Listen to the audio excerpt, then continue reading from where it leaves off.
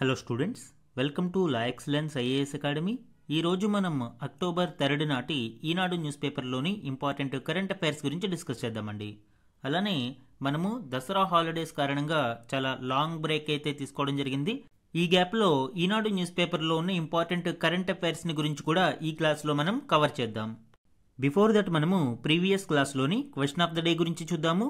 భారత రాజ్యాంగంలోని క్రింది వాటిలో ఏ ఆర్టికల్ భారత అటార్నీ జనరల్ గురించి తెలియజేస్తుంది? సో లాస్ట్ క్లాస్లో మనము అటార్నీ జనరల్ ఆఫ్ ఇండియా గురించి డిస్కస్ చేయడం జరిగింది. ఆర్ వెంకటరమణి గారు అటార్నీ జనరల్గా పునర్నియమించబడ్డారు. రీఅపాయింట్మెంట్ ఇక్కడ చూడవచ్చు. ఆ కంటెక్స్ట్లో మనము ఈ టాపిక్ని డిస్కస్ చేయడం జరిగింది. ఇక్కడ 4 ఆప్షన్స్ని ఇవ్వడం జరిగింది అండి. ఇందులో కరెక్ట్ ఆప్షన్ మనకి ఆర్టికల్ 76 బి అనేది correct option. Article 76 attorney general of India గురించి తెలియజేస్తుంది కాబట్టి బి కరెక్ట్ ఇక్కడ. అలానే ఆర్టికల్ 72 గురించి చూస్తే pardoning powers of the president యొక్క క్షమాభిక్ష అధికారాల గురించి ఆర్టికల్ 72 అనేది తెలియజేస్తుంది. అలానే article 78 duties of the prime minister in relations to the president కి మరియు ప్రైమ్ మినిస్టర్ కి మధ్య ఉండే కమ్యూనికేషన్, కౌన్సిల్ ఆఫ్ మినిస్టర్స్ కి సంబంధించిన సమాచారాన్ని కానీ డెసిషన్స్ ని కానీ ఇన్ఫర్మేషన్ ప్రెసిడెంట్ కి ప్రైమ్ మినిస్టర్ తెలియజేస్తారు అండర్ ఆర్టికల్ 78. దీని పర్పస్ ఏంటండి? Bridge between A council of ministers and president, రాష్ట్రపతికి మరియు కేంద్ర మంత్రివర్గానికి మధ్య ప్రధానమంత్రి ఒక వారధిలాగా ఉండడానికి ఈ ఆర్టికల్ 78 అనేది దోహదపడుతుంది. అండ్ ఆర్టికల్ 88 అనేది అటార్నీ జనరల్ మరియు మినిస్టర్ల యొక్క రైట్స్ గురించి, సభలలో వారి యొక్క రైట్స్ గురించి వివరిస్తుంది. ముఖ్యంగా అటార్నీ జనరల్ కూడా పార్లమెంట్ ప్రొసీడింగ్స్ లో పాల్గొనవచ్చు. అలానే పార్లమెంట్ కమిటీలలో కూడా అతను సభ్యుడిగా ఉండవచ్చు. కానీ రైట్ టు ఓట్ అనేది ఇక్కడ అటార్నీ జనరల్ కి ఉండదు. కాబట్టి ఈ డిఫరెన్స్ అనేది important. So article 72, article 76, article 78, article 88 అనేది మనం చూసాము. ఈ క్వశ్చన్ కంటెక్స్ట్ లో ఆన్సర్ అయితే మాత్రం బి ఆర్టికల్ 76 అనేది కరెక్ట్ అవుతుంది. ఈరోజు ఈనాడు న్యూస్ పేపర్లోని important topics to be covered మనం చూస్తే ఫస్ట్ వన్, పేదరికమే పెద్ద శత్రువు. ఈ ఆర్టికల్ ఇటీవల విడుదల చేసిన ఎన్సీఆర్బీ 2023 నివేదిక ప్రకారం కొన్ని కీలక గణాంకాలను డిస్కస్ చేయడం జరిగింది. ఇది మనకి గవర్నెన్స్ టాపిక్లో ఇంపార్టెంట్ అండి. సెకండ్ వన్, ఇక హరిత ఇంధన వినియోగం తప్పనిసరి. ఈ ఆర్టికల్ ఇటీవల కేంద్ర విద్యుత్ శాఖ విడుదల చేసిన ఒక గెజిట్ నోటిఫికేషన్ గురించి, ముఖ్యంగా డిస్కమ్ కంపెనీలు కొంత శాతం మేరకు అయినా రెన్యూవబుల్ ఎనర్జీని ఉపయోగించాలి అని ఈ నోటిఫికేషన్ లో పేర్కొనడం ఈ ఆర్టికల్లో వివరించడం జరిగింది. ఇది మనకి ఎన్విరాన్మెంట్ అలానే గవర్నెన్స్ టాపిక్ లో ఇంపార్టెంట్ అండి. థర్డ్ వన్, 5 అంశాలే కీలకం. ఈ ఆర్టికల్ ఇటీవల గాజా యుద్ధాన్ని ఆపడానికి డొనాల్డ్ ట్రంప్ ప్రతిపాదించిన 20 సూత్రాల ప్రణాళిక గురించి, అలానే అందులోని కీలక అంశాల గురించి వివరించడం జరిగింది. ఇది మనకి ఇంటర్నేషనల్ రిలేషన్స్ లో ఇంపార్టెంట్. ఫోర్త్ వన్, యూపీఐ లావాదేవీలపై ఛార్జీలు వేయము. ఈ ఆర్టికల్ ఇటీవల reserve bank of India monetary policy committee యొక్క కీ డెసిషన్స్ గురించి వివరిస్తూ ఉంది. ఇది మనకి ఎకానమీలో ఇంపార్టెంట్. ఫిఫ్త్ వన్, ఆందోళన కలిగిస్తున్న విద్యార్థుల బలవన్మరణాలు. ఈ ఆర్టికల్ రీసెంట్ గా రిలీజ్ అయిన ఎన్సీఆర్బీ డేటాలోని సూసైడ్స్ గురించి, ముఖ్యంగా స్టూడెంట్స్ సూసైడ్స్ గురించి నేషనల్ లెవెల్లో ఏ విధంగా ఉన్నాయి, ఆంధ్రప్రదేశ్ స్టేట్ లెవెల్లో ఏ విధంగా ఉన్నాయి, అలానే తెలంగాణ స్టేట్ లెవెల్లో ఏ విధంగా ఉన్నాయి అనేది వివరించడం జరిగింది. ఇది మనకి సొసైటీ టాపిక్లో ఇంపార్టెంట్ అండి. ముఖ్యంగా ఏపీ మరియు తెలంగాణ కరెంట్ అఫైర్స్కి ఈ గణాంకాలు చాలా ఇంపార్టెంట్. ఇవే కాకుండా ఈరోజు Eenadu news పేపర్లోని other important current అఫైర్స్ని గురించి కూడా డిస్కస్ చేద్దాం. ఈరోజు మన ఫస్ట్ ఆర్టికల్ చూడండి, పేదరికమే పెద్ద శత్రువు. ఈ ఆర్టికల్ ఇటీవల విడుదల చేసిన national crime records bureau NCRB report 2023 గణాంకాల ప్రకారం కొన్ని కీలక సమాచారాన్ని ఇక్కడ ఇవ్వడం జరిగింది అండి. ఇవి మనకి ఎగ్జామ్ పాయింట్ ఆఫ్ వ్యూలో చాలా ఇంపార్టెంట్. ఎస్పెషల్లీ మెయిన్స్ ఆన్సర్ రైటింగ్లో ఈ ఎన్సీఆర్బీ డేటా అనేది చాలా అంశాలలో మనకి ఉపయోగపడుతుంది. ఈ ఆర్టికల్లో మనము ఎన్సీఆర్బీ 2023 రిపోర్ట్లోని కీ హైలైట్స్, ముఖ్యంగా సూసైడ్స్ గురించి, ఫార్మర్స్ కి సంబంధించిన suicides, road accidents, senior citizens మీద జరుగుతున్న దాడులు ఈ స్లైడ్ లో మనము డిస్కస్ చేద్దాము. మరియు నెక్స్ట్ స్లైడ్ లో చిన్నారుల మీద జరుగుతున్న దాడులకి సంబంధించి, జువినెల్ అంటే బాల నేరస్తులకి సంబంధించి, మహిళల మీద జరుగుతున్న దాడులు, రైల్ యాక్సిడెంట్స్ కి సంబంధించి కూడా మనము నెక్స్ట్ స్లైడ్ లో చూద్దాం. ఓవరాల్ గా కీ హైలైట్స్ మనం చూసినప్పుడు ఈ ఎన్సీఆర్బీ 2023 రిపోర్టు ప్రకారం దేశంలోని ఆత్మహత్యలలో 66.2% మంది పేదరికము మరియు అల్పాదాయ వర్గానికి చెందిన వారే ఉన్నారు. అలానే నిరుద్యోగం కూడా చాలామంది ఆత్మహత్యలకు కారణమవుతూ ఉంది. మొత్తంగా 1,71,418 మంది ఆత్మహత్య చేసుకున్నారు. అందులో 10,786 మంది రైతులు ఉండడం కూడా ఇక్కడ గమనార్హం. అదేవిధంగా రోడ్డు ప్రమాదాలను మనం చూసినప్పుడు 1.73 లక్షల మంది ఈ రోడ్డు ప్రమాదాలలో మరణించడం జరిగింది. అండ్ చిన్నారుల మీద దాడులు పెరుగుతూ ఉన్నాయి. అదేవిధంగా కిడ్నాప్ల సంఖ్య కూడా పెరుగుతూ ఉంది. ఇది ఓవరాల్ గా మనము కీ హైలైట్స్ చూస్తే ఈ ఎన్సీఆర్బీ నివేదిక ప్రకారం 1 లక్ష లోపు ఆదాయం ఉన్న వ్యక్తులే ఎక్కువగా మనకి ఆత్మహత్యలకు పాల్పడుతూ ఉన్నారు. ఇక్కడ 66.2% ఆత్మహత్యలలో ఈ 1 లక్ష లోపు ఆదాయం ఉన్న వ్యక్తులే ఆ వర్గాల వారు ఎక్కువగా ఉండడం ఇక్కడ చూడవచ్చు. అలానే 28.3% మంది అంటే 48,432 మంది ఆదాయం 1,00,000 నుంచి 5 లక్షల లోపే ఉంది. సో ఈ విధంగా పేద మరియు మధ్య ఆదాయ వర్గాల వారు ఆత్మహత్యలకు ఎక్కువగా పాల్పడుతూ ఉన్నారు.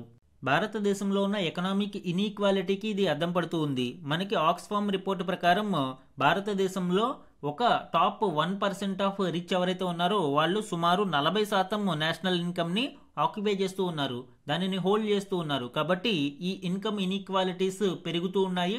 ఇది కొన్ని సందర్భాలలో ఆత్మహత్యలకు పురిగొల్పే పరిస్థితులను తీసుకువస్తుంది. అలానే 2022 డేటాతో మనము కంపేర్ చేసినప్పుడు ఆత్మహత్యల సంఖ్య 0.3% పెరుగుదల అనేది చూడవచ్చు. కుటుంబ సమస్యలు, అనారోగ్య సమస్యలు, డ్రగ్స్, మద్యం వ్యసనాలు, వివాహ సంబంధ సమస్యలు, ప్రేమ వ్యవహారాలు, అప్పులు ఇలాంటివన్నీ కూడా ఈ ఆత్మహత్యలకు కారణాలుగా ఈ నివేదిక వెల్లడిస్తూ ఉంది. అలానే రాష్ట్రాల వారీగా చూసినప్పుడు మహారాష్ట్రలో అత్యధికంగా 22,687 మంది ఆత్మహత్యలకు పాల్పడ్డారు. తరువాతి స్థానంలో తమిళనాడు ఉంది. అండ్ జెండర్ రిలేటెడ్గా మనం చూసినప్పుడు మహిళలు 46,648 మంది ఆత్మహత్యలు చేసుకున్నారు. వారిలో 51.6% మంది అంటే మోర్ దాన్ 50% గృహిణులే ఎక్కువగా ఉన్నారు. అంటే మ్యారీడ్ ఉమెన్ ఎవరైతే ఉన్నారో వారే ఎక్కువగా ఆత్మహత్యలకు మోర్ దాన్ 50% పాల్పడుతూ ఉన్నారు. అదేవిధంగా ఏజ్ గ్రూప్ మనం కన్సిడర్ చేసినప్పుడు ఆత్మహత్యలకు పాల్పడే వారిలో 32.8% మంది 18 నుంచి 30 ఏళ్ల మధ్య వయసు వాళ్ళే ఎక్కువగా ఉన్నారు. అలానే 32.8% మంది 30 నుంచి 45 ఏళ్ల మధ్య వాళ్ళు ఉన్నారు. సో ఈ రెండు కేటగిరీలు కూడా ఈక్వల్ గా మనం చూడవచ్చు. అలానే నిరుద్యోగుల యొక్క ఆత్మహత్యలు కూడా మనము ఎక్కువగా చూస్తూ ఉన్నాము. రాష్ట్రాల వారీగా చూసినప్పుడు కేరళలో అత్యధికంగా నిరుద్యోగులు 2,191 మంది ఆత్మహత్యకు పాల్పడ్డారు. ఇంకా రైతులకు సంబంధించి మనం చూసినప్పుడు వ్యవసాయ రంగంలో ఆత్మహత్యలు చేసుకున్న 10,786 మందిలో 4,690 మంది రైతులు ఉండగా 6,096 మంది వ్యవసాయ కార్మికులు ఉన్నారు. అలానే రాష్ట్రాల వారీగా మనం చూసినప్పుడు మహారాష్ట్ర నుంచి 38.5% మంది ఈ రైతుల ఆత్మహత్యలకు పాల్పడిన వారిలో ఉన్నారు. తర్వాతి స్థానంలో కర్ణాటక 22.5%తో రెండవ స్థానంలో ఉంది. ఇక ఆంధ్రప్రదేశ్లో 8.6% మంది రైతులు ఇక్కడ ఆత్మహత్యలకు పాల్పడుతూ ఉన్నారు. సో ఇవన్నీ కూడా డిస్టర్బింగ్ ఫిగర్స్ అండి. రైతులు కావచ్చు, మహిళలు కావచ్చు, విద్యార్థులు కావచ్చు, వీళ్ళందరూ ఆత్మహత్యలకు పాల్పడుతున్నారు అంటే చాలా బలమైన కారణం ఉంటుంది. ప్రభుత్వాలు వీటి మీద దృష్టి సారించాలి. ముఖ్యంగా మానసిక ఆరోగ్యం మీద ప్రభుత్వాలు దృష్టి సారించాల్సిన అవసరం ఉంది. ఇక రోడ్డు ప్రమాదాల విషయానికి వస్తే 2023లో దేశవ్యాప్తంగా మొత్తం 4,64,029 రోడ్డు ప్రమాదాలు చోటు చేసుకున్నాయి. 2022తో కంపేర్ చేసినప్పుడు 17,261 రోడ్డు ప్రమాదాలు పెరిగాయి. అలానే 1,73,826 మంది ఈ రోడ్డు ప్రమాదాలలో మరణించారు. రోడ్డు ప్రమాదాలలోని మరణాల సంఖ్యను తగ్గించడానికి ప్రభుత్వాలు దృష్టి సారించాలి అండి. ఇటీవల రోడ్డు ప్రమాద బాధితులకు సహాయం అందించేందుకు cashless treatment for road accident victims అనే ఒక స్కీమ్ ని తీసుకురావడం జరిగింది.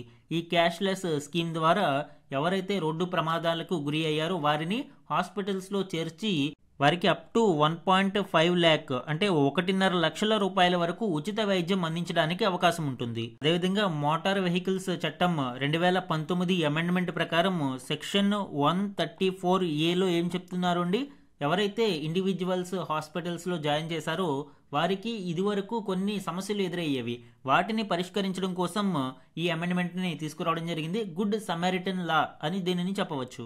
ఈ విధమైన చట్టబద్ధ రక్షణలు మరియు క్యాష్లెస్ ట్రీట్మెంట్ కారణంగా చాలా మంది ఈ రోడ్డు ప్రమాదాలలో బాధితులకు సహాయం చేయడానికి ముందడుగు వేస్తారు. అలానే ఈ రిపోర్ట్లోని అదర్ ఇంపార్టెంట్ ఇష్యూస్ కూడా చూద్దాము. జువెనైల్ నేరాలు అంటే జువెనైల్ జస్టిస్ యాక్ట్ ప్రకారం ఎవరైతే 18 సంవత్సరాలు బిలో ఏజ్ గ్రూప్ ఉన్న నేరస్తులు ఉన్నారో వాళ్ళని మనము జువెనైల్స్ అంటాము. ఈ జువెనైల్ నేరాలలో 31,365 మంది మీద నేరాభియోగాలు నమోదయ్యాయి. 2022తో పోలిస్తే 2.7% మేర పెరగడం చూడవచ్చు. అదేవిధంగా క్రైమ్ అగెనిస్ట్ చిల్డ్రన్, బాలల మీద నేరాలు ఏ విధంగా ఉన్నాయనేది చూస్తే 2022తో పోలిస్తే 2023లో 9.2% మేర పెరిగాయి. చాలా హ్యూజ్ ఇంక్రీజ్ అనేది ఇక్కడ చూడవచ్చు. ఓవరాల్గా 1,77,335 నేరాలు జరిగాయి. అండ్ ప్రతి 1,00,000 మంది పిల్లలలో 39.9 మంది హింసకి గురి అవుతూ ఉన్నారు. చిన్నారుల మీద నేరాలలో ఎక్కువగా కిడ్నాప్లు, అపహరణలు సుమారు 45%గా ఉండగా లైంగిక దాడులు 38.2%గా ఉన్నాయి. చిన్నారుల మీద నేరాలలో మధ్యప్రదేశ్ ఫస్ట్ ప్లేస్లో ఉండగా తరువాతి స్థానాలలో మహారాష్ట్ర, ఉత్తరప్రదేశ్ ఉన్నాయి. ఓవరాల్ కిడ్నాప్ అండ్ అపహరణ కేసులు కూడా చాలా ఎక్కువగా పెరుగుతూ ఉన్నాయి. 2023లో 1.16 లక్షల కిడ్నాప్ మరియు అపహరణ కేసులు నమోదయ్యాయి. అండ్ ఎగ్జామ్ పాయింట్ ఆఫ్ వ్యూలో వెరీ ఇంపార్టెంట్, మహిళలపై నేరాలకు సంబంధించి 2023లో మహిళలపై 4,48,211 దాడులు జరిగాయి. 2022తో పోలిస్తే ఇవి కొంచెం పెరగడం మనం చూడవచ్చు. అలానే అత్యధికంగా ఉత్తరప్రదేశ్లో 66,381 నేరాలు చోటు చేసుకున్నాయి. తర్వాతి స్థానాలలో మహారాష్ట్ర, రాజస్థాన్, వెస్ట్ బెంగాల్ ఉన్నాయి. అండ్ ఆన్ యాన్ యావరేజ్ తీసుకున్నప్పుడు ప్రతి 1,00,000 మందిలో 124.9 మంది మహిళలపై నేరాలతో తెలంగాణ తొలి స్థానంలో ఉంది. తరువాత రాజస్థాన్, ఒడిస్సా, హర్యానాను చూడవచ్చు. మహిళలపై నేరాలలో ఎక్కువగా భర్తలు, అతడి తరపు బంధువులు పెట్టే హింసలు, కిడ్నాప్లు అండ్ అత్యాచారాలు లాంటివి, వరకట్న మరణాలు లాంటివి చోటు చేసుకుంటూ ఉన్నాయి. అండ్ రైలు ప్రమాదాలకి సంబంధించిన డేటా మనం చూసినప్పుడు 2023లో జరిగిన రైలు ప్రమాదాలలో 21,803 మంది మరణించారు. మొత్తంగా 24,678 ప్రమాదాలు జరిగాయి. సో ఈ data NCRB, national crime records bureau 2023 data అనేది ఎగ్జామ్స్లో వీటిని ఉపయోగించుకోవడానికి అండ్ వాల్యూ ఎడిషన్ పాయింట్స్గా ఇవి ఉపయోగపడతాయి. మన నెక్స్ట్ ఆర్టికల్ చూడండి. ఇక హరిత ఇంధన వినియోగం తప్పనిసరి, కేంద్ర విద్యుత్ శాఖ నోటిఫికేషన్. ఈ ఆర్టికల్ రీసెంట్గా కేంద్ర విద్యుత్ శాఖ ఇచ్చిన ఒక గెజెట్ నోటిఫికేషన్ గురించి, అందులో ముఖ్యంగా డిస్కమ్ కంపెనీలు కావచ్చు, ఓపెన్ యాక్సెస్ వినియోగదారులు కావచ్చు, తమ విద్యుత్ వినియోగంలో ఖచ్చితంగా కొంత శాతం రెన్యూవబుల్ ఎనర్జీ నుంచి వాడి తీరాలి అని ఈ నోటిఫికేషన్ స్పష్టం చేసింది. ఎనర్జీ కన్జర్వేషన్ యాక్ట్ 2001లోని సెక్షన్ 12కి దీనిలో కొన్ని అమెండ్మెంట్స్ని చేసి ఇప్పుడు ఈ రివైజ్డ్ టార్గెట్స్ అనేవి ఇవ్వడం జరిగింది. ఎర్లియర్ అమెండ్మెంట్ ప్రకారం renewable energy consumption obligation RCO అనేది 2024-25కి 29.91గా నిర్ణయించబడింది. ఇప్పుడు ఈ రివైజ్డ్ టార్గెట్స్లో 33.01%గా ఉండాలి అని ఈ రీసెంట్ టార్గెట్స్ని రివైజ్ చేయడం జరిగింది. అదేవిధంగా ఏటా 2% అదనంగా పెంచుతూ 2029 నుంచి 30 ఆర్థిక సంవత్సరంలో 43.3%కి చేరాలి అని ఆదేశించింది. సో అంటే ఇక్కడ మనకి ఓవరాల్గా 2029-30కి రీచ్ అయ్యే సమయానికి ఈ విద్యుత్తులో 43.33% రెన్యూవబుల్ ఎనర్జీ సోర్సెస్ నుంచి వచ్చిన విద్యుత్తునే డిస్ట్రిబ్యూషన్ కంపెనీలు మరియు ఈ ఓపెన్ యాక్సెస్ వినియోగదారులు వినియోగించాల్సి ఉంటుంది అని ఈ నోటిఫికేషన్ స్పష్టం చేస్తుంది. ఓవరాల్గా కాన్సెప్ట్ ఏంటండి? కాలుష్యాన్ని నివారించడానికి రెన్యూవబుల్ ఎనర్జీని ప్రోత్సహించడం. దానికోసం ఇదివరకు రెన్యూవబుల్ పర్చేస్ ఆబ్లిగేషన్స్ అని తీసుకువచ్చారు. అంటే డిస్కమ్ కంపెనీలు అవి కొనుగోలు చేసే విద్యుత్తులో ఖచ్చితంగా కొంత మొత్తం రెన్యూవబుల్ ఎనర్జీ నుంచే కొనుగోలు చేయాలి అని ఆబ్లిగేషన్ ఉంటుంది. అలానే ఇప్పుడు రీసెంట్ గా రెన్యూవబుల్ కన్జంప్షన్ ఆబ్లిగేషన్స్ ని తీసుకురావడం జరిగింది. అంటే వినియోగించే విద్యుత్తులో కూడా ఈ రెన్యూవబుల్ ఎనర్జీని వినియోగించాలి అని దానిని క్రమేపీ పెంచుకుంటూ వెళ్తున్నారు. 2029-30 నాటికి దానిని 43.3%కి పెంచాలి అనేది కేంద్రం యొక్క టార్గెట్. మన నెక్స్ట్ ఆర్టికల్ చూడండి. 5 అంశాలే కీలకం, గాజా యుద్ధం ముగింపుపై ట్రంప్ ప్రణాళికలో వాటిపైనే అందరి దృష్టి, అంగీకరించిన ఇజ్రాయెల్, అధ్యయనం చేశాక చెబుతామన్న హమాస్. అమెరికా ఫార్ములాకు భారత్, చైనా, రష్యా సహా ప్రపంచ దేశాల మద్దతు. ఈ ఆర్టికల్ ఇటీవల డొనాల్డ్ ట్రంప్ ప్రతిపాదించిన 20 సూత్రాల ప్రణాళిక, ఏదైతే 20 పాయింట్ పీస్ ప్లాన్ ఉందో గాజా యుద్ధానికి సంబంధించి, దీనిలో కొన్ని కీలక అంశాల గురించి మరియు ప్రపంచ దేశాల స్పందన గురించి వివరించడం జరిగింది. ఇంపార్టెంట్ పాయింట్స్ ఇప్పుడు చూద్దాం. ఈ గాజా యుద్ధ విరమణకి సంబంధించిన 20 సూత్రాల ప్రణాళికను అన్ని దేశాలు కూడా ఆమోదిస్తూ ఉన్నాయి. ముఖ్యంగా ఇజ్రాయెల్ కూడా దీనికి అంగీకరించింది. అయితే ఇక్కడ one of the bone of contention గాజాలోని హమాస్ భవితవ్యం గురించి హమాస్ నేతలు మాత్రం ఇంకా ఆలోచిస్తూ ఉన్నారు. హమాస్ వాళ్ళు ఏం చెప్తున్నారు?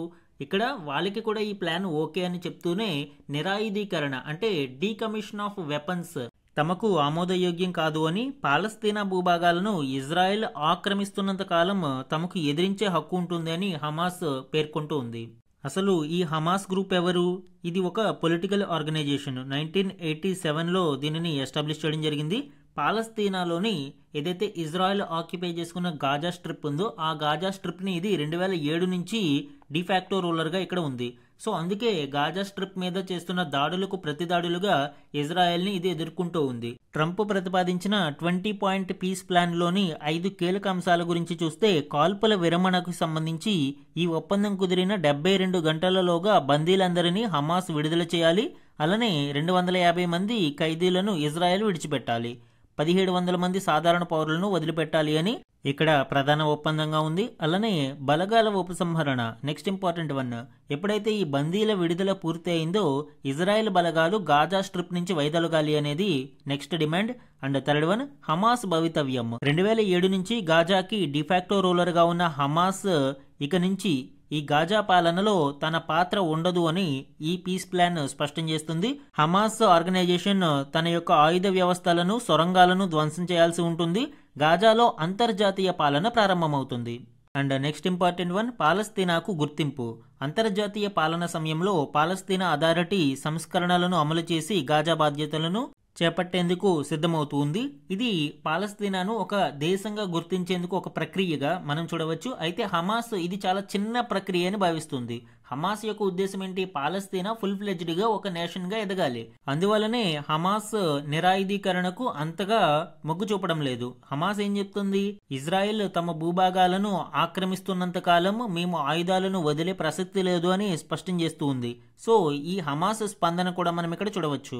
వీటితో పాటు ట్రంప్ యొక్క పీస్ ప్లాన్ లో అదర్ ఇంపార్టెంట్ పాయింట్స్ మనం ఇక్కడ చూస్తే, టెంపరరీ ఎపొలిటికల్ పాలస్తీన్ కమిటీ. గాజాలో డే టు డే అడ్మినిస్ట్రేషన్ ని రన్ చేయడం కోసం రాజకీయాలకు సంబంధం లేని ఒక ఎపొలిటికల్ పాలస్తీన్ కమిటీని ఏర్పాటు చేయాలి అని ఈ 20 పాయింట్ పాలసీలో మనం చూడవచ్చు. అండ్ బోర్డ్ ఆఫ్ పీస్, గాజాలో శాంతిని పునరుద్ధరించేందుకు ఒక పీస్ బోర్డుని ఏర్పాటు చేయాలి అని, దానికి అధ్యక్షుడిగా డొనాల్డ్ ట్రంప్ తో పాటు మరొక 2 ఈ బోర్డులో సభ్యులుగా ఉంటారు అని ఈ పీస్ ప్లాన్ తెలియజేస్తుంది. అలానే ఎకనామిక్ డెవలప్మెంట్ ప్లాన్ ని ఏర్పాటు చేయాలి. ముఖ్యంగా స్పెషల్ ఎకనామిక్ జోన్స్ ని క్రియేట్ చేసి టారిఫ్లని తగ్గించి ఇక్కడ ఎకానమీని రివైవ్ చేయాలి అనేది ఈ ప్లాన్ లో ఒక ప్రధాన అంశం. And temporary international stabilisation force ISF ని ఏర్పాటు చేయాలి అని. అంటే ఇక్కడ హమాస్ నిరాయుధీకరణ చెందిన తర్వాత ఇజ్రాయెల్ గాజా భూభాగాలను ఆక్రమించుకోకుండా ఇంటర్నేషనల్ స్టెబిలైజేషన్ ఫోర్స్ ని ఏర్పాటు చేసి ఈ గాజా మరియు పాలస్తీనా భాగాలను రక్షించాలి అనేది ఈ పీస్ ప్లాన్ యొక్క ప్రధాన ఉద్దేశం. ట్రంప్ యొక్క ఈ 20 పాయింట్ పీస్ ప్లాన్ ని భారత్ సహా అనేక దేశాలు ఆమోదిస్తూ ఉన్నాయి, అంగీకరిస్తూ ఉన్నాయి. ముఖ్యంగా ఇజ్రాయెల్ కూడా దీనిని అంగీకరించింది. అలానే పాలస్తీనా అథారిటీ కూడా ఈ ఫార్ములాను స్వాగతించింది. పాలస్తీనా ఏకీకరణకు సహకరిస్తాము అని ఈ అథారిటీ స్పష్టం చేసింది. సో ఈ పీస్ ప్లాన్ వలన భవిష్యత్తులో గాజా మరియు ఇజ్రాయెల్ మరియు పాలస్తీనా మధ్య ఈ యుద్ధ వాతావరణం సమసిపోయి మిడిల్ ఈస్ట్, ఈ వెస్ట్రన్ ఏషియాలో శాంతి వాతావరణం ఏర్పడుతుందేమో చూడాలి. మన నెక్స్ట్ ఆర్టికల్ చూడండి. UPI లావాదేవీలపై ఛార్జీలు వేయం. నో ఫ్రిల్ ఖాతాలకు డిజిటల్ బ్యాంకింగ్. వృద్ధి రేటు అంచనా 6.50 నుంచి 6.8% RBI పెంచడం జరిగింది. ద్రవ్యోల్బణ అంచనాను 3.1% నుంచి 2.6% తగ్గించింది. అలానే కీలక రేట్లలో అంటే రెపో రేటు వాటిలో మార్పులు ఏమీ లేవు. సో ఇటీవలి మానిటరీ పాలసీ కమిటీ యొక్క కీలక డెసిషన్స్, మినిట్స్ ఆఫ్ ద మీటింగ్లోని ఇంపార్టెంట్ పాయింట్స్ గురించి ఈ ఆర్టికల్ వివరిస్తుంది. ఇటీవలి కాలంలో తరచుగా ఒక రూమర్ మనము వింటూ ఉన్నాము. UPI ట్రాన్సాక్షన్స్ మీద ఛార్జీలని RBI విధించడానికి సిద్ధంగా ఉంది అని, మర్చెంట్ డిస్కౌంట్ రేట్ని విధిస్తారు అని. ముఖ్యంగా 3,000 రూపాయలు దాటిన ట్రాన్సాక్షన్స్ మీద ఈ MDC అనేది వర్తిస్తుంది అని చాలా రూమర్స్ సర్క్యులేట్ అయ్యాయి. ఇప్పుడు వాటన్నిటికీ సమాధానంగా UPI లావాదేవీల మీద ఎటువంటి ఛార్జీలను విధించడం లేదు అని RBI గవర్నర్ ప్రకటించడం మనం చూడవచ్చు. ఈ మానిటరీ పాలసీ కమిటీలోని కీ డెసిషన్స్ గురించి మనం చూస్తే, రెపో రేట్లో ఏ విధమైన చేంజెస్ తీసుకురాలేదు అండి. ప్రస్తుతం 5.5% దగ్గర ఉంది. సో దానినే కంటిన్యూ చేస్తున్నారు. ఇంతకు ముందు మనము చూస్తే 100 బేసిస్ పాయింట్స్ 50 ఒకసారి 50 ఒకసారి తగ్గించి టోటల్గా 6.5% నుంచి 5.5%కి తగ్గించడం జరిగింది. రెపో రేట్ ఎప్పుడైతే తగ్గిందో ఆటోమేటిక్గా మనీ ఫ్లో అనేది పెరుగుతుంది. అలానే ఇక్కడ ఒక ఇంపార్టెంట్ డెసిషన్ ఏంటి అంటే అమెరికా యొక్క టారిఫ్ల వలన ప్రభావం ఎదుర్కోవాల్సి వస్తే రెపో రేట్లను మరింత తగ్గించడానికి సిద్ధంగా ఉన్నామని సంకేతాలను కూడా ఇవ్వడం ఇక్కడ విశేషం. అలానే అంతర్జాతీయంగా అనిశ్చిత పరిస్థితులు ఉన్నా కూడా భారతదేశం యొక్క జీడిపి వృద్ధి అనేది అంచనాలను మించి అందుకుంటుంది అని ప్రస్తుతం 6.5%గా భావించిన అది ఇంకా వృద్ధి చెంది 6.8%కి చేరుకుంటుంది అని ఆర్బీఐ యొక్క రీసెంట్ ఎంపీసీ మీటింగ్ లో ప్రకటించడం చూడవచ్చు. అలానే ద్రవ్యోల్బణ అంచనాలను గతంలో 3.10గా భావించిన అది 2.6%కి తగ్గించడం జరిగింది. సో ద్రవ్యోల్బణం తగ్గుతుంది, అలానే వర్షపాతము బాగుంటుంది, వడ్డీ రేట్లు కూడా తగ్గుముఖం పట్టాయి. కాబట్టి ఇక్కడ జీడిపి వృద్ధి రేటు అనేది 6.8%కి ఎగబాకుతుంది అనేది ఆర్బీఐ యొక్క అంచనా. అలానే సమ్ మోర్ ఇంపార్టెంట్ డెసిషన్స్ మనం ఇక్కడ చూసినప్పుడు ప్రాథమిక సేవింగ్స్ బ్యాంక్ డిపాజిట్ ఖాతా అంటే basic savings bank deposit account అని పిలుస్తాము. ఇది రెగ్యులర్ అకౌంట్ కి దీనికి డిఫరెన్స్ ఉంటుంది అండి. ఇందులో మినిమం బ్యాలెన్స్ అవసరం లేదు, కానీ వీటి యొక్క క్రెడిట్ మరియు డెబిట్ విత్డ్రాల మీద కొంత లిమిట్స్ అనేవి ఉంటాయి. కాబట్టి రెగ్యులర్ అకౌంట్లో కాకుండా ఇవి బేసిక్ సర్వీసెస్ కోసము మరియు ఫైనాన్షియల్ ఇంక్లూజన్ కోసము కొన్ని గ్రామీణ ప్రాంతాలలో బాగా రిమోట్ ఏరియాలలో ఇలాంటి ఖాతాలను తెరుస్తూ ఉంటారు. ఇలాంటి నో ఫ్రిల్ అకౌంట్ మీద కూడా ఇప్పుడు డిజిటల్ సర్వీసెస్ని సదుపాయాలను అందించడానికి ఆర్బీఐ సిద్ధమవుతుంది. మొబైల్ బ్యాంకింగ్, ఇంటర్నెట్ బ్యాంకింగ్ లాంటి వాటిని కూడా ఇప్పుడు ఈ నో ఫ్రిల్ అకౌంట్స్కి అందించనున్నారు. సో ఇలాగా ఈ ఎంపీసీ కమిటీ యొక్క రీసెంట్ మీటింగ్కి సంబంధించిన కీలక డెసిషన్స్ని మనం చూడవచ్చు. మన నెక్స్ట్ ఆర్టికల్ చూడండి. భారత రేటింగ్ BAA3 భవిష్యత్ అంచనా స్థిరంగానే అంతర్జాతీయ ఏజెన్సీ మూడీస్. ఇటీవల వివిధ ఇంటర్నేషనల్ క్రెడిట్ రేటింగ్ ఏజెన్సీస్ భారతదేశం యొక్క క్రెడిట్ రేటింగ్ని పెంచుతూ ఉన్నాయి. అంటే అనేక అంతర్జాతీయ అనిశ్చితులు ఉన్నా కూడా భారతదేశం యొక్క స్ట్రాంగ్ ఎకనామిక్ రూట్స్ మరియు స్టడీ జీడిపి గ్రోత్ రేట్ కారణంగా చాలా సంస్థలు తమ యొక్క క్రెడిట్ రేటింగ్ని ఇంక్రీజ్ చేశాయి. ఈ క్రెడిట్ రేటింగ్ ఇంక్రీజ్ అవ్వడం వలన ఉపయోగం ఏంటి? వివిధ దేశాలు భారతదేశంలో పెట్టుబడులు పెట్టడానికి ఆసక్తి చూపిస్తాయి. ఎప్పుడైతే రేటింగ్ పెరిగిందో ఆటోమేటిక్గా భారతదేశంలో పెట్టుబడులు పెట్టడానికి ఆసక్తి అనేది పెరుగుతుంది. ఇది ఓవరాల్గా భారతదేశం యొక్క ఆర్థిక వ్యవస్థకు బలం చేకూర్చినట్లు అవుతుంది. ప్రస్తుతం మూడీస్ తన యొక్క ప్రీవియస్ రేటింగ్ ఏదైతే BAE3 ఇచ్చిందో దానిని మార్చలేదు. అనేక అనిశ్చితులు ఉన్నా కూడా BAE3నే కంటిన్యూ చేసింది. BAE3 ఎక్కడ ఉందండి? మూడీస్ యొక్క BAE3 ఇక్కడ మనం చూడవచ్చు. సో ఇదంతా ఇన్వెస్ట్మెంట్ గ్రేడ్, ఏదైతే గ్రీన్ కలర్లో కనిపిస్తుందో ఇన్వెస్ట్మెంట్ గ్రేడ్ అని పిలుస్తాము. ఈ ఇన్వెస్ట్మెంట్ గ్రేడ్లో ఉన్న దేశాలలో విదేశీ ప్రత్యక్ష పెట్టుబడులు పెట్టడానికి ఆసక్తి అనేది ఎక్కువగా ఉంటుంది. అలానే S&P సంస్థకి సంబంధించి ఇటీవల మనం చూస్తే BBB- నుంచి BBBకి పెంచడం జరిగింది, అంటే అప్గ్రేడ్ చేయడం జరిగింది. S&P ఇప్పుడు భారతదేశం BBB కేటగిరీలో చేర్చింది. ఫిచ్ అయితే 2025 ఆగస్టులో BBB- ఇక్కడ ఖరారు చేయడం చూడవచ్చు. ఈ విధంగా అన్ని క్రెడిబుల్ రేటింగ్ సంస్థలు కూడా భారతదేశం యొక్క క్రెడిట్ రేటింగ్ ని ఎయిదర్ స్థిరంగా ఉంచడం గానీ అప్గ్రేడ్ చేయడం గానీ చేశాయి. భారతదేశం మీద అమెరికా విధిస్తున్న ఆంక్షలు గాని, ప్రపంచవ్యాప్తంగా ఏర్పడుతున్న అనిశ్చితులు గాని భారతదేశ గ్రోత్ ని ఇవి అడ్డంకులు కావు అని ఈ రేటింగ్ ఏజెన్సీస్ యొక్క నమ్మకం. ఇవన్నీ కూడా భారతదేశం యొక్క గ్రోత్ రేట్ రెసిలియన్స్ కి ఒక నిదర్శనంగా చెప్పవచ్చు. అలానే జపాన్ కి చెందిన R&I సంస్థ కూడా భారతదేశం యొక్క long term sovereign credit rating ను BBB+ కు అప్గ్రేడ్ చేయడం చూడవచ్చు. సో ఈ విధంగా అన్ని సంస్థలు కూడా భారతదేశం మీద ఒక పాజిటివ్ దృక్పథంతో ఉన్నాయి. మన నెక్స్ట్ ఆర్టికల్ చూడండి. లిథియం వేటలో. ఈ ఆర్టికల్ వైట్ గోల్డ్గా పిలువబడే లిథియంకి సంబంధించి 2023లో ప్రపంచవ్యాప్తంగా ఎక్స్ప్లోర్ చేసి తవ్వి తీసిన లిథియంలోని ఆయా దేశాల వాటా గురించి రీసెంట్ నివేదికలోని కొన్ని ఇంపార్టెంట్ గణాంకాలని ఇవ్వడం జరిగింది అండి. ఇందులోని కీ డీటెయిల్స్ ఇప్పుడు చూద్దాం. ఇప్పుడు లిథియం అనేది one of the most valuable mineral గా చెప్పవచ్చు. ఎందుకంటే విద్యుత్ వాహనాలు కావచ్చు, సెల్ ఫోన్లు కావచ్చు, ల్యాప్టాప్లు కావచ్చు, ఇలాగే ఏ విధమైన ఎలక్ట్రానిక్ గూడ్స్ కైనా కూడా ఈ లిథియం అనేది చాలా కీలకంగా ఉపయోగపడనుంది. లిథియం బ్యాటరీల యొక్క అవసరం పెరుగుతూ ఉన్న నేపథ్యంలో లిథియం యొక్క అవసరం ప్రపంచవ్యాప్తంగా పెరుగుతూ ఉంది. ఇప్పుడు లిథియం ఉత్పత్తిలో ఏ దేశాలు ఏ స్థానంలో ఉన్నాయనేది చూద్దాము. లిథియం ఉత్పత్తిలో ఆస్ట్రేలియా, చైనాతో పాటు దక్షిణ అమెరికాలో లిథియం ట్రయాంగిల్ గా పేరుగాంచిన ప్రాంతాలు ముందు వరుసలో నిలుస్తున్నాయి. ఈ లిథియం ట్రయాంగిల్లో భాగస్వామిగా ఉన్న దేశాలు చిలీ, బొలివియా మరియు అర్జెంటీనా. ఇవి కూడా one of the largest producer గా చెప్పవచ్చు. ఇండియన్ కంటెక్స్ట్లో మనం చూసినప్పుడు ఇండియాలో కూడా జమ్మూ కాశ్మీర్, కర్ణాటక, ఛత్తీస్గఢ్, రాజస్థాన్ వంటి చోట్ల లిథియం వనరులు వెలుగు చూశాయి. అండ్ రీసెంట్గా హర్యానాలో కూడా లిథియం అయాన్ బ్యాటరీ కర్మాగారం పనులను ప్రారంభించడం జరిగింది. అండ్ ఇక్కడ ఇచ్చిన గణాంకాల ప్రకారం 2023లో ప్రపంచవ్యాప్తంగా తవ్వి తీసిన లిథియంలో ఏ దేశాల వాటా ఎంత ఉందనేది చూద్దాము. అత్యధికంగా హైయెస్ట్ ప్రొడ్యూసర్ ఆస్ట్రేలియా చెప్పవచ్చు. And second Chile, third China. Australia సుమారు 47.78% లిథియంని ప్రొడ్యూస్ చేస్తుంది. చిలీ 24.44%, చైనా 18.33%గా ఉంది. తరువాతి వరుసలో Argentina, Brazil, Zimbabwe, Canada, Portugal ఈ లిథియం ప్రొడ్యూసింగ్ కంట్రీస్ లా చూడవచ్చు. ఇవి ఉత్పత్తి చేసే దేశాలకు సంబంధించి. అలానే రిజర్వ్స్ విషయానికి వస్తే హైయెస్ట్ మనము చిలీలో చూడవచ్చు. అండ్ తరువాతి దేశాలలో ఆస్ట్రేలియా, అర్జెంటీనా ఇవి ఎప్పటికప్పుడు మారుతూ ఉంటాయండి. బట్ చిలీ మాత్రం టాప్ స్పాట్ ని కొనసాగిస్తూ ఉంది. సుమారు 9.3 మిలియన్ టన్నుల యొక్క లిథియం రిజర్వ్స్ అనేవి చిలీలో ఉన్నాయి. అండ్ తదుపరి దేశాలలో ఆస్ట్రేలియా, అర్జెంటీనా, బొలీవియా ఇలాగా ప్రామినెంట్ కంట్రీస్ ని చూడవచ్చు. అయితే ఎక్స్ప్లోరింగ్ మరియు ప్రొడక్షన్ విషయంలో మాత్రం ఆస్ట్రేలియా టాప్ లో ఉంది. ఎగ్జామ్ పాయింట్ ఆఫ్ వ్యూలో మనకి లిథియం ట్రయాంగిల్ ఇంపార్టెంట్ అండి. ఇక్కడ లిథియం ట్రయాంగిల్ ని సిఏబి క్యాబ్ గా గుర్తుపెట్టుకోవచ్చు, లేదా ఏబిసి ఇక్కడ ఆల్ఫాబెటికల్ గానే గుర్తుపెట్టుకోవచ్చు. కాకపోతే సిఏబిగా గుర్తుపెట్టుకుంటే మీకు చిలీ అనేది లార్జెస్ట్ రిజర్వ్స్ కలిగి ఉంది కాబట్టి స్టార్టింగ్ లో ఉంటే మీకు ఈజీగా దానిని అర్థం చేసుకోవడానికి అవకాశం ఉంటుంది. కాబట్టి క్యాబ్ అని గుర్తుపెట్టుకోండి. అండ్ నెక్స్ట్ ఇంపార్టెంట్ వన్ చూడండి. ఆందోళన కలిగిస్తున్న విద్యార్థుల బలవన్మరణాలు. దశాబ్ద కాలంలో దేశవ్యాప్తంగా 1,09,430 మంది మృతి.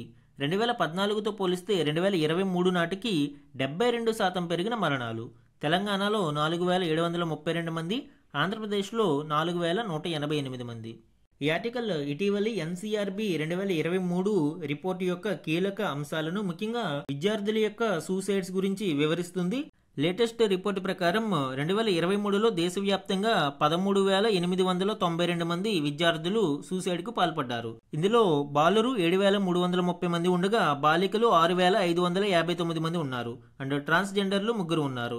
మనము ఎక్కువగా రైతు ఆత్మహత్యలోని వింటూ ఉంటాము. కానీ ఈ గణాంకాలను చూస్తే రైతుల కంటే సుమారు 28.79% అధికంగా విద్యార్థుల యొక్క సూసైడ్లు చూస్తూ ఉన్నాం. ముఖ్యంగా వారికి ఉంటున్న ప్రెజర్స్, స్టడీ అకాడమిక్ ప్రెజర్స్ కావచ్చు, లేదా అవుట్ సైడ్ ప్రెజర్స్ కావచ్చు, ఇవన్నీ కూడా వాళ్ళ యొక్క ఇమ్మెచ్యూర్ ఆలోచనలతో సతమతమవుతూ ఈ విధంగా బలవన్మరణాలకు పాల్పడుతూ ఉన్నారు. అందుకే 2014తో పోలిస్తే 2023 నాటికి స్టూడెంట్ సూసైడ్స్ లో 72% మరణాలు పెరుగుదల అనేది చూడవచ్చు. అండ్ రాష్ట్రాల వారీగా మనం చూసినప్పుడు overall 47% student suicides Maharashtra, Madhya Pradesh, Uttar Pradesh, Tamil Nadu ఈ 4 రాష్ట్రాల్లోనే చోటు చేసుకుంటున్నాయి. ఇంకా తెలంగాణ మరియు ఆంధ్రప్రదేశ్ విషయానికి వస్తే 582 మంది మరియు ఆంధ్రప్రదేశ్లో 498 మంది ఈ 2023లో బలవన్మరణాలకు పాల్పడ్డారు.